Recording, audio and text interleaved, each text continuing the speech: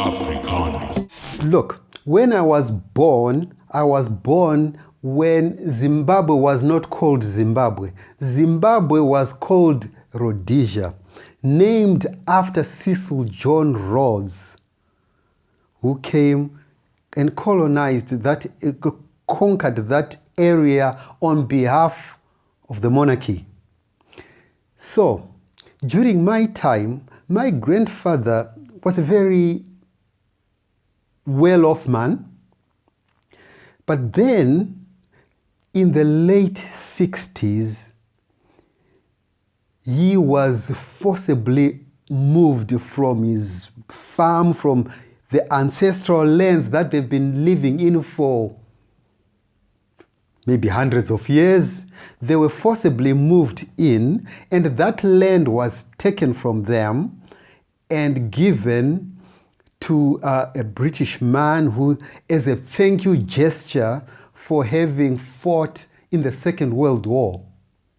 So, and when my grandparents were moved, they were moved from that place to a place called Silobela, where the one I told you about, in the middle of Norway with absolutely nothing. They were just moved and they were not compensated at all. So that was the history of, those were the doings of the colonial regime, Ian Smith's regime.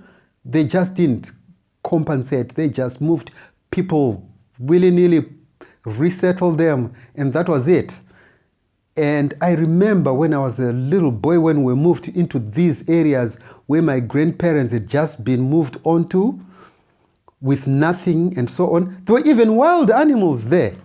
Yeah, wild animals. It was not yet really fit, you'd not say fit for humans to settle there, because there were lots of wild animals. So that was part of, I would say, part of the colonial, that's part of the colonial legacy that we took in and accepted in a way.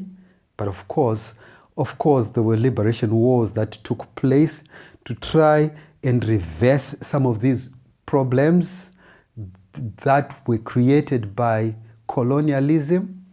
So you find the likes of Mugabe, Robert Mugabe and his party, and the likes of Joshua Nkomo and his party, Zapu Mugabe and his party, ZANU, they fought the system. But 1980, finally, the system succumbed and Zimbabwe got its independence. Rhodesia was changed to Zimbabwe. So that is part of the history of Zimbabwe. And when it changed to, we'll say 20 years later, Mugabe started to take land away from some of these, commercial white farmers. But the unfortunate thing is some of them had legally bought that land, whereas some had just been, given as gifts. So, but they just took willy-nilly, and that crushed the economy.